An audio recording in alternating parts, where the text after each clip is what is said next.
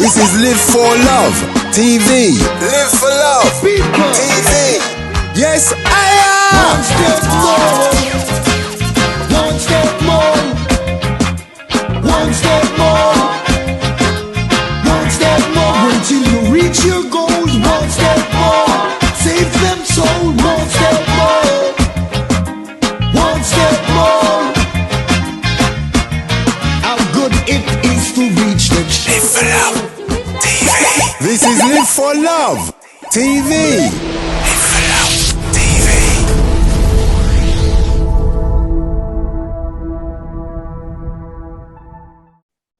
Welcome back. This is Live for Love TV. It's the 4th day of the 5th month of the 21st year of the 21st century.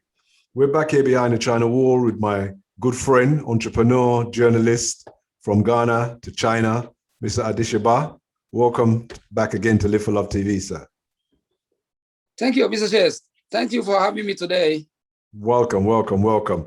So we're gonna left off. Yes, sir. We had a little bit of backlash on my side from some of the things Really? for some of the things you were saying last time. A lot of people don't always want to hear these type of things. They want you to paint Ghana as a brochure for a tourist brochure. They don't want to hear about some of the things that we were speaking about last time. But knowing me and knowing you, we're gonna go even deeper than we did last time. So if they were angry, if we were angry before, they're gonna be furious now. So we're gonna start off, Mr. Adishaba. We're gonna start off today by asking you about the spirituality, the African spirituality. There's some of the stuff that I learned when I was over there and things I heard and things that were taught to me. I want to know, at what age does an African child in an African family learn about African spirituality? Right, Mr. Chase, thank you for today to give me that opportunity to let us talk to our people from the generational aspect of worldwide education. On the back of your question, if you are born in Africa, the moment a child can listen and can speak or can talk, that is where you realize that you are born through a certain set of spirituality. The moment the child can speak and hear, that is where you can realize it, that you are born with truly spiritual. You are truly in a spiritual world that you have to believe everything. Yeah. So it's almost immediate, yes? Almost immediate. Exactly. Early stage in any parts of Africa, in Ghana. Right. So what percentage of African families would you say in Ghana, for instance, teach their young about that type of spirituality, African spirituality? Without saying with this malice or anything, I can tell you boldly with an authority that 99.5%, 99.5% are born and raised with this set of belief or indoctrination. Right. Okay. And all right. So now that we've established that this is basically almost everybody, very small, almost everybody from their born. Exactly. This is open secret. This is an open secret. Yes. But what you were saying on the last program, we talked quickly about river goddesses and spiritualities and eggs dropping here, ceremonies of stuff. What surprised me when I was in Africa, because I met across a lot of people, fetish people, people dealing with all kind of spirituality. There didn't seem to be, and tell me if I'm wrong, Mr. Adishaba, it didn't seem to be a lot of positiveness inside the African spirituality. It seemed to be based on a lot of curses. Is that true? Right, Mr. Chase. This kind of content or this kind of discussion is very sensitive in other perspective. Yes. It's very sensitive. It's supposed to have a root cause. For the benefits of your viewers and your listeners, I just say it's about time that we need to explain some things in some margin way. First of all, every race or every culture, every society have their own tradition and culture. But in Africa, the only mistakes are that a lot of people will do is they merge these primitive practices to tradition. So sometimes when you talk about this, people will say, this is their culture, this is their tradition. But as long as we are all learning, tradition is supposed to be dynamic. So all these things that we are talking about spirituality, it comes with tradition. Yes, sir. This is tradition. So because if you go to Ghana, a tradition comes from a certain group of people. That is where you can say this kind of spirituality emerge with this tradition. So we can give you different types of this systematic belief which merge with tradition. It have many forms, Mr. Chase. I can explain some of them to you if you give me the opportunity. Yes, but before we go there, that's what I'm trying to get from you.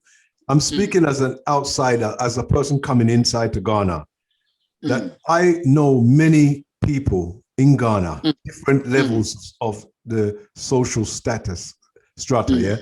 And what I was trying to say was, every time I came across the spiritual concept when people spoke, it seemed to be based on a curse, either lifting a curse or placing a curse. And I'm saying, is there a positivity to that spirituality? That's what I'm saying.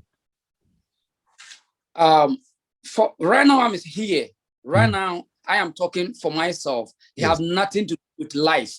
It is just a primitive and backward thinking. It's just a fiction. It's just a waste of human thinking. It have no proof. As long as I'm concerned, it have no positive in any life.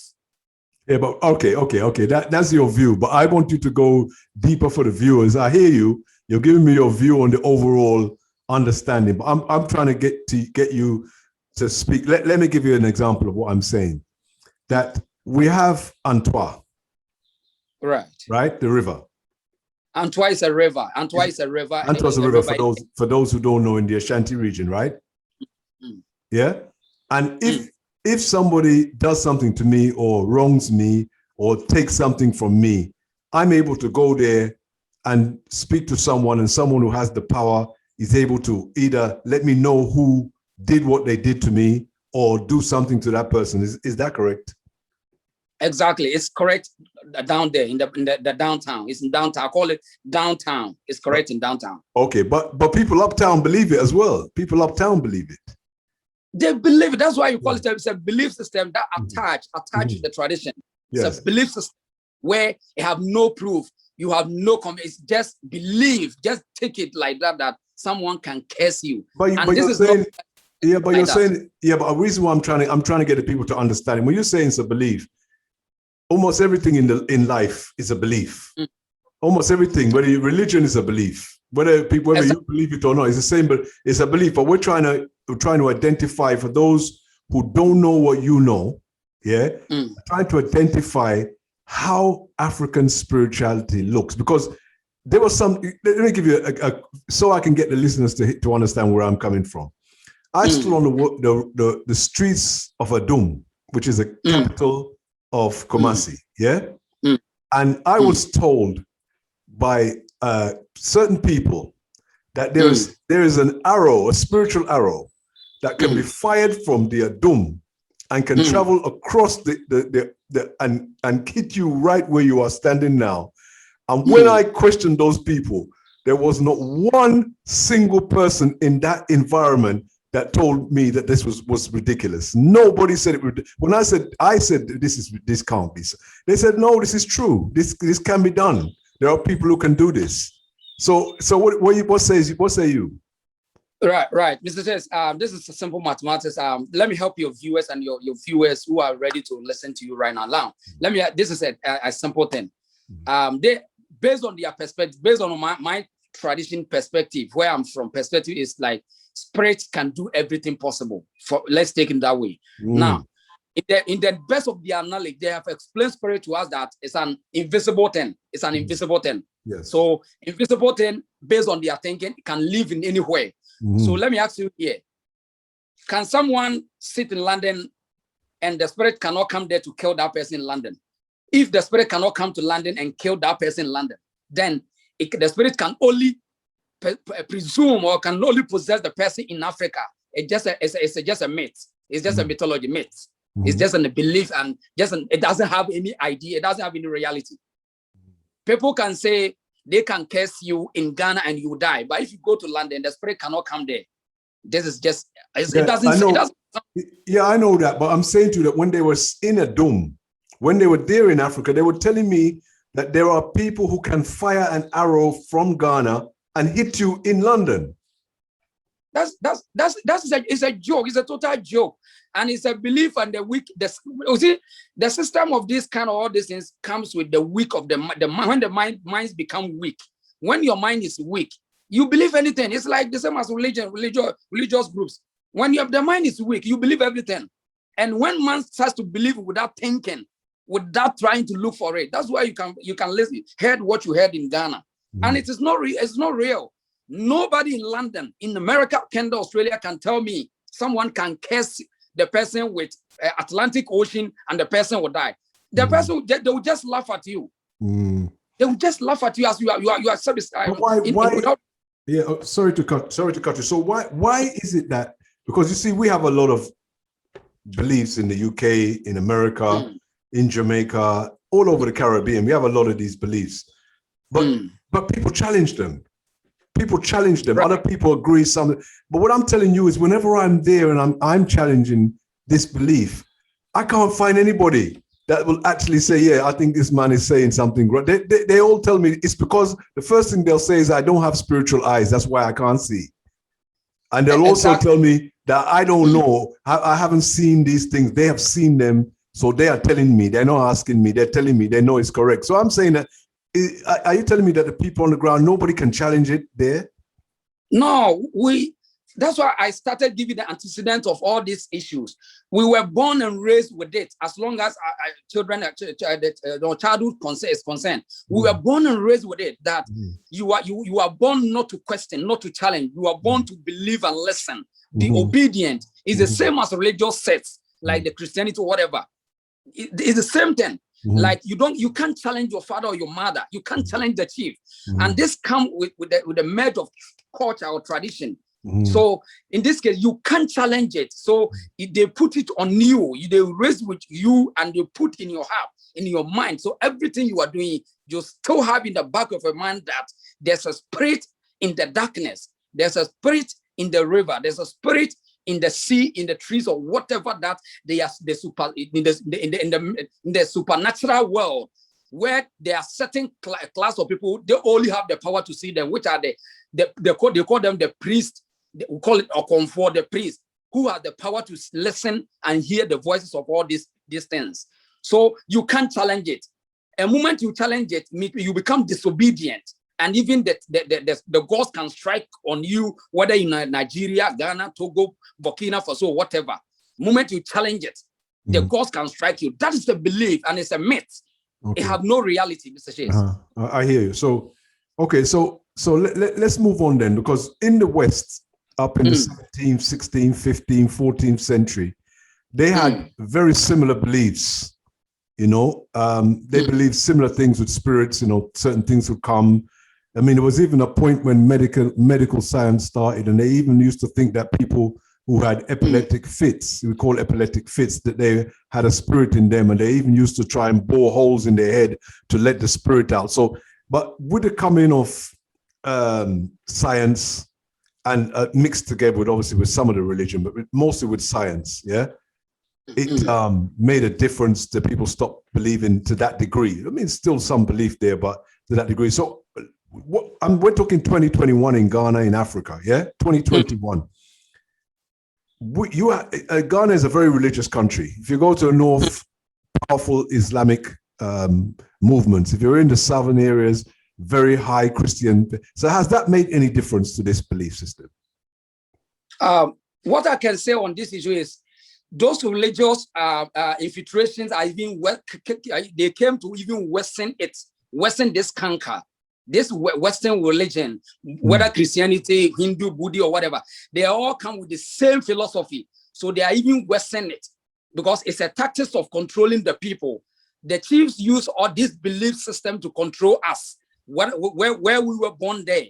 Because a moment the chief will tell you, do not go to the sea at this day, because if you go to the sea, there's a spirit that will hunt you. You will never go there. Yes. It's the same thing that believe in God, or else you become the son of the devil. It's the same thing. So they even the religion has even deepened it, where to reduce the thinking of the people, to challenge and to challenge their mindset.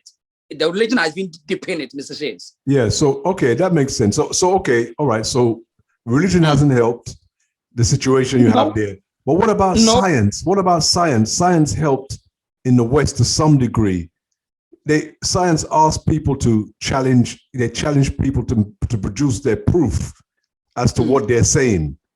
You know, prove these things in the West. And I'm not saying that science has done an excellent job, but with the westernized in this period of enlightenment and science coming in, it's to some degree brought some light. That's why they call it enlightenment. It brought some light out of the darkness. You're telling me there's no scientific, because you have science in Ghana. So why has the science not addressed these situations?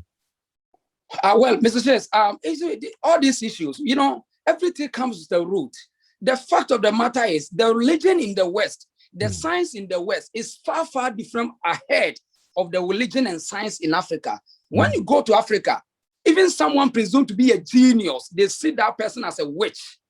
Wow. I am telling you, when someone to be a genius in terms of scientific world, the person to be seen, quote unquote, as a witch in Africa, in that continent. So I'm saying that you living in UK, the religious practices in UK, Canada, Australia, America is far different ahead of what we are witnessing in Ghana or in Africa. Now, this is the case. The science that comes with enlightenment is not have any impact in Ghana. We don't have any science in anywhere. We just have science on the book, but not in the reality of the life of the people. The people does not understand human life, the life of the science of the humanity. They don't understand it. Everything is spiritual. Everything is spiritual. Even you are born with spirituality, because I quite remember my life story. I was born where I did not have this science does not show my forehead. Okay. And my family were able to determine that there's a certain man who came to my mother's house and turned around in the building that I was sleeping in as a young child. So that man gave me a spiritual powers to destroy my beauty and my future. Can you imagine this? So are you saying that man basically put a curse on you? Is that what you're saying? Exactly. That is a belief of my parents. Yes, I understand that. Yeah, I understand. Yeah, I understand what you're saying. Exactly. So imagine you are living with this set of parents, this sort of belief system. How do you embrace science? How would you embrace enlightenment?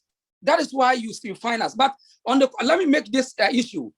Every country, every society came from something. They are from something. They are going somewhere. Yes. I am not here to expose the only bad side of Africa. I am not exposing my people into the gardens. I am just explaining that the things that Americans, British did, where they are able to come out from primitive thinking, backward thinking, and now we can embrace American system, British system. That's what I'm so conscious talking about these things, because we all know that it's just to control the people, but it doesn't develop the people. Thank you, Mr. Shis. Okay, yes, so I get you. So basically, addressing our first program and this program again, setting the record state, this is not bashing your own homeland program. Exactly. This is not bashing your people. You're just exposing something that you know has to change. It has to change in order to move forward, because you did mention the Pan-Africanism before and not mentioning, colonialism, because what you're saying to me shows me why colonialism was so powerful, shows me why colonialism became so powerful. Because if this is the belief system that we are up under, remember what Christianity said before slavery. They came with the argument that their Christianity came to save us. That's what they claim. They were saving us from African spirituality, which they claim was the dark forces. That's what they claim. And what do you say to that? It's a joke. Christianity have never saved anyone from that continent or whatever. Even it has deepened the troubles and the sorrows of Africans. Christianity in the core duty has even destroyed a lot of souls. Why am I saying this? Why would Christianity save people? They are saying that if you believe in Jesus Christ, whatever, you run from your sins and the sins, whatever, you born again, people will start to born again and blah, blah, they stop what they are doing. But now the corruption and indecency and the abusive and incompetency is even much worse than those times that our chiefs were controlling the people. Yeah. Can I come in there, because I'd like to say something I noticed, because I did some business in Ghana, and then we have to go to court on certain issues.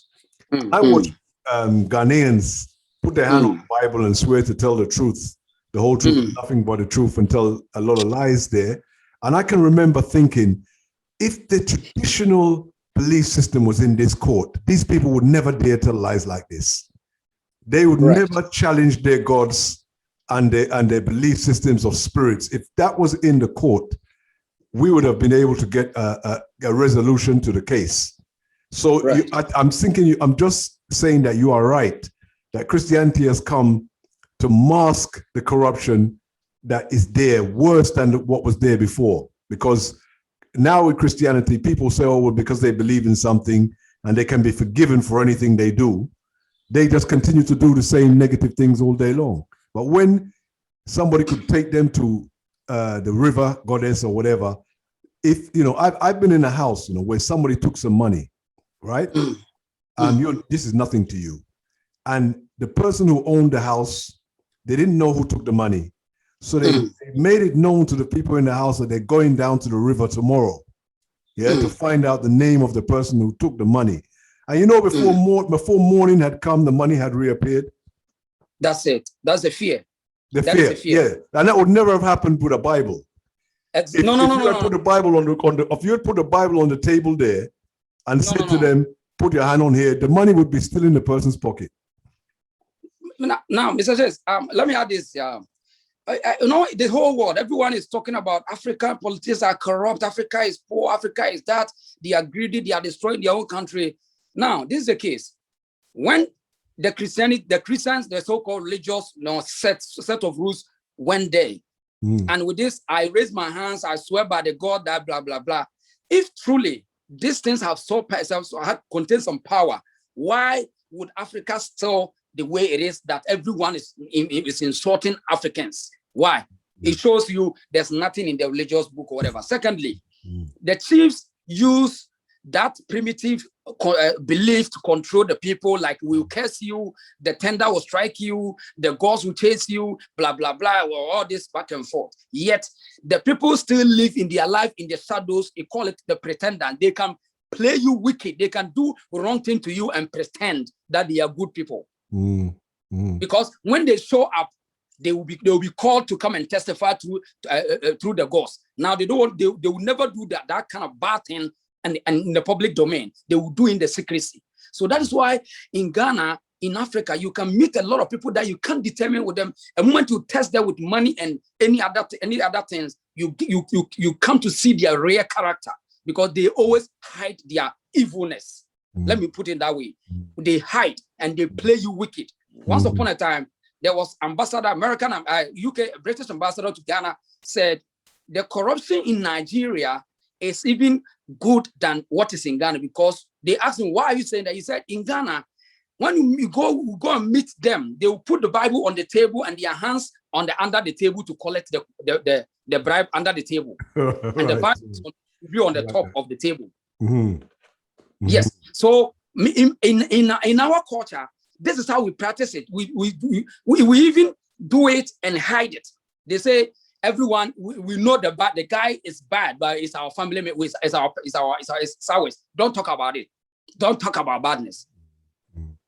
Well, so I mean, everybody in every culture to some degree hides their own dirty stuff that they do. So that's not unique to Africa. But I understand what you're saying when we're dealing with this particular thing. Well, I mean, as I said to you already, I want to ask you something that maybe this may be a bit sensitive, but I want to ask you something. No problem. Somebody told me, I mean, there's so many different spiritual things that people do, right? But somebody told me when a man and a woman has a problem, and like marriage and stuff like that, a woman can go in her room and go naked and do certain kind of ceremonies in order to affect the man. can you describe something like that for the listeners so they can maybe get an idea of what's going on in Africa? Yes, please. Yes, please. Don't mention. We don't want any you know what I mean, any individual stories. Just this. What can a woman do to affect her man or boyfriend or whatever from her room? Right. All right. The backbone of all these things is a belief, set of beliefs. Now, this is what they do. In Africa, they have been brought up to believe that woman can do something by herself to, to entice a man or to possess a man to love her well so much. Now, this is what they do. A woman can go to the a secret room, that the washroom or the bathroom, and can go naked and crumble her asses on the floor to curse you than for something wrong that you have done to her. That is another one thing. That thing can cause some spirit to come and possess you, and your mind will come back. Secondly, a woman can also go to the secret room and get something like urine or anything private to massage with any form of edible thing for you to eat, and it can possess you with the spirit that the woman can, call the spirit. I call you the spirit of River Atlantic spirit, come upon this guy and bring the soul to me. These are all these things. These are just a shallow thinking acts that I can tell you. That's what they do. No reality, no facts. But hold on. But this thing, when you say there's no reality behind it, no facts, no belief, no truth, these things have been going on for thousands of years. There must be some fact, some belief. It must be more than just a belief. Surely, it must have happened to somebody. Some guy must have lost his mind. Some woman must have been able to entice a man that way. As how can it be going on for so long if it doesn't work? One thing I know about human brain is your conscience may also always be your guide. Your conscience may always be your guide, and the intentions of people always the reaction of every brain is a reflection of what you are saying. It's like a dream. People may always feel guilty about themselves. This is reality. Some people in life may always feel guilty about themselves, about something that they have done against their own human. So sometimes they use these things as a result of what I did to you. Right. And they have no proof. Right. They have no proof. Right. They will never prove to you. That's why ever since you came to Ghana, when you challenge somebody to show you, have you ever seen a dwarf before? The person would say, no. No, but don't bring the dwarf up, because the dwarf is something that people don't know in this program. The dwarf between me and you is a spiritual being that is so small that you can't see it. You can't see it, but it's a dwarf. Apparently, I don't know why it has to be a dwarf, because since you can't see it, why it can't be a giant. But anyway, it's a dwarf that can move things around. It can do this, can curse you, can come around in your room and do all these things. And, as you know, I challenge people with the dwarf, because many times they're telling me about dwarfs and I'm kicking the dwarf all over the place. And they're telling me, oh, no, how do I know where I'm kicking the dwarf is there? This kind of arguments. But, you can elaborate on the dwarf for them. Right. This is it. That's why anytime I do this analysis, I said everything have a root. They had a root. The root is, we are kind of people with our ancestors somewhere that if you couldn't get time, it would be some like you are insulting the integrity or intelligence of your ancestors. True. That human beings come with different forms. Some are tall, some are short, some are medium.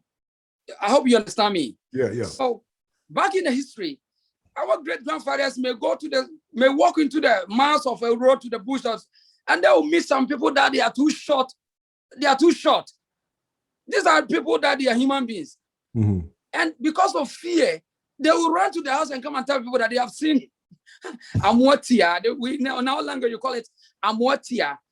Somebody, that's a story that I have to say in a local dialect that people would not understand. That somebody went to some place, and as the person was walking on the bush, he met a short person, and he was tired of his goods that the person was carrying. And the person helped that person. And when they are about to enter the house of the courier, the person said, okay, I'm leaving you here. Goodbye, and say greetings to your family for me. And the person was going, When he turned around, the man was disappeared. Right. And that place is a bush. So in a bush, you can take any path, any route, and anywhere. Wow. And these people have no propagating for this, and has become a reality that some people quote unquote call themselves priest or comfort has come into existence to tell us that he has the only ears and the eye to see the so-called the dwarfs. Now, this dwarfs works. If you ask them, what is the work of the dwarf? The dwarf comes it's an invisible thing with the air, always appear in the air, but the fetish priest can see the dwarf in reality. What is this? So if you go there and you ask the fetish priest, or come for Mr. Fetish priest, can you please let me see the dwarf? He will tell you, hey, you will die. You can't see the face of the dwarf. It's like the same as Christians will tell you, you can never see the face of their God in the heaven. That's the reality.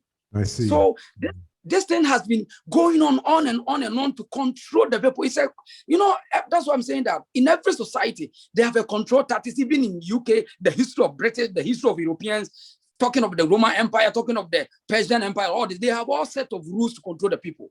And it's a rules that our four ancestors set it up, whether you are in a Black American or Black British, whatever. That was the root of our spirituality, to control the people. Yes. So that they always listen to the people, listen to the leaders. Because in every society, if you doesn't have a system to control your people, they will override you. And Africans will love power. We love power. Africans love power. So we always want to have a way to control our people. And spirituality is one aspect of it. And the spirituality comes with the belief of the dwarfs, the spirits, the marine waters, and blah, blah, blah. And this marine waters too is another issue of, they call it marine water, which there's a spirit living under the sea. Yeah, I know. I won't go into that. That is to be continued, because that one is very interesting also. But what you are saying is correct. And what you're basically describing is the reason why Live for Love TV was born, because of the fact that so many people are controlled by fear one way or another. What doesn't matter where in the world. So you're describing the way they use fear, spiritual fear, to control a whole nation, a whole tribe of people, which we understand it. But one thing I would say on a positive note, we're going to leave this on a positive note, and we're going to be back at this. But, there was a time when they said that the spirit in the water had to be respected. Rivers, all the rivers, yeah? And in those rivers, I want you to hear well, in all those rivers, nobody would have dared to have sex in that river. Nobody would have dared to throw rubbish in that river. Nobody would dare to go and do all kind of things in that river. So now that we are seeing in 2021, the rivers are being polluted and things like that, do you think that it's possible that our ancestors were using this, knowing it wasn't true, but were using it so that the rivers would stay unpolluted? Because if they didn't put fear into the people about these rivers and saying there was a spirit there, they would have gone there and polluted it maybe 3,000-4,000 years ago. What do you think about that? Positive. That has been the case. That I'll make my case that the West, the other race, have been they have been smarter than Africans on that issue of generational education. Our chiefs and our chief system back in the days, they used that tactics to control the people, so they would never destroy the forest, the green land, because once upon a time, Africa was a green land, was a forest, was the so-called paradise, Zion, or whatever a name they will call it. So our ancestors used that thing to control the people so that they cannot destroy the rivers, the river banks, and do all this thing. Now, the mistake that I would say, doing the right thing in the wrong time, or doing the right thing in the wrong direction, is they didn't have the idea that human beings will grow, the mind will always reincarnate, will grow to know truth outside from lines. So that's the mistake our great-grandfather also did, to use fear than to use enlightenment, to tell you that we are doing this because it is for your own good. But they use fear to tell us that there's a spirit behind the sea, the rivers and the trees and the forest. So don't go to the forest on Tuesdays or on any day. There's nothing have any spirituality concept. It's just that let the forest also rest so that the animals can also come out to eat and do whatever they want to do. Respect for the nature.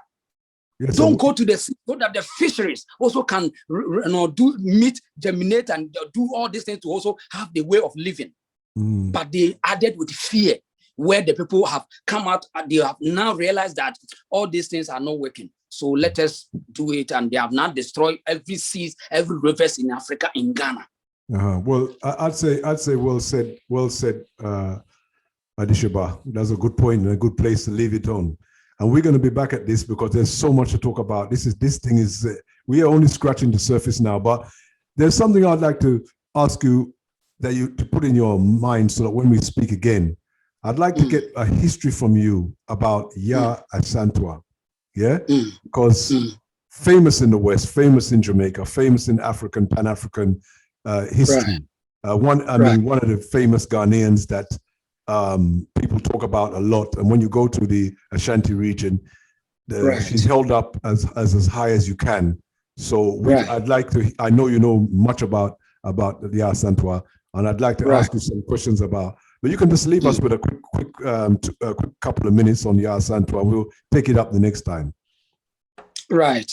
Asantewaa in Ghana, in Ashanti Kingdom, she is a hero, is a warrior. Why was she be a hero, a warrior?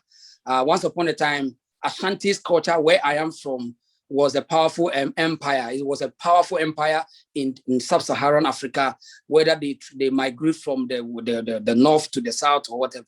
They were a powerful empire. And they used to have wars, as wars happen in Europe, America, whatever. They used to have wars. And there was a war between the Ashantis and the Fantis, where they call it the Sagranti War in the history, where Asantewaa also migrated from the north, where Ashantis were able to conquer a lot of lands in Ghana, where it happens everywhere, even in the modern world. America is trying to conquer a lot of countries. So it was the same as Ashantis. That's why they are powerful now, based on their leaders, their chiefs, and whatever, they are kings. So Asantewaa also, they adopted Asantewaa, and Asantewaa became a warrior, where they trained her to fight for the Ashantis. And she led a battalion, Ashanti battalion, where they fought a war, and Asantewaa died through that war. So it was like Asantewaa is a legend in Ghana, in Ashanti Kingdom, where she has, let me say in a simple term, she was a military woman where she fought for the Ashantis, and she's part of the Ashanti Kingdom. And she was being installed in a city in Kumasi, Ghana, called Ejoso, as a queen mother of that city in Ghana, in Kumasi. So I know Ejoso. Yeah, it's a history about Asantewaa. Yeah, I know Ejoso very well. Yeah. So okay. Well, you just whet my appetite, and I know you're going to whet a lot of people's appetite for Asantewaa. We want to hear more about that amazing queen, amazing warrior queen there in the Ashanti region. But before I leave and before I say bye to you, you said she came from the north. Do you know what part of the north of Ghana she came from? Is it Upper Volta? Do you know where she came from? She northern region, north of Ghana, northern region. Not the Volta, not the Upper Volta, not the Upper Volta. You're talking Tamale, past Tamale. Yes, Tamale. They call it a tribe called the Mamprusis and the Mamprus and the Dagombes. Okay. They are from the northern region, which is the Bolegatanga and Tamale. Those are places where Ashanti also have a set of family there. In the Ashanti culture too, it's a broad discussion. The Ashanti have a different cultures within the Ashanti kingdom, which they have the Asante Kotoko, the Anguna Kotoko, and Zima Kotoko. They form the Ashanti kingdom, where the Otum for the Ashanti king is the head of the Trinity. So that is a big thing that, as an Ashanti, I will never expose our powers and our things too much. But no problem. I will help your viewers with. Yeah, what you can share with us, you share with us. What you can, you keep, and people can go and find out for themselves. But anyway, Adishaba, thank you very much for joining us on Live for Love TV. It's been very, very exciting, very revealing, and I feel empowered. We don't fear no shadow. So it don't matter where. I don't care where on the continent I go, and I hear these stories. I leave them to their stories. We have them in Jamaica. We have a double story. Them. We have Obia. We have all kind of powder and all kind of things. You know what I mean? So it's not. It traveled with us across the across the Atlantic. So it's nothing new to us there, but people need to hear the root of some of these things and where they're coming from. So I want to thank you again for joining us, and to be continued. We'll be back. Yeah. So you take care and look after yourself in the great communist China. Yes, sir. Exactly. Exactly. China is now taking capitalism from the capitalists. So China is a mix communist and capitalism. So we're living in a capitalism country. Absolutely true. Absolutely true. Absolutely true. So one love and take care. Look after yourself. We'll talk again soon. Respect. Our respect. Yes, greetings to all your viewers for me. Thank you. Thank you.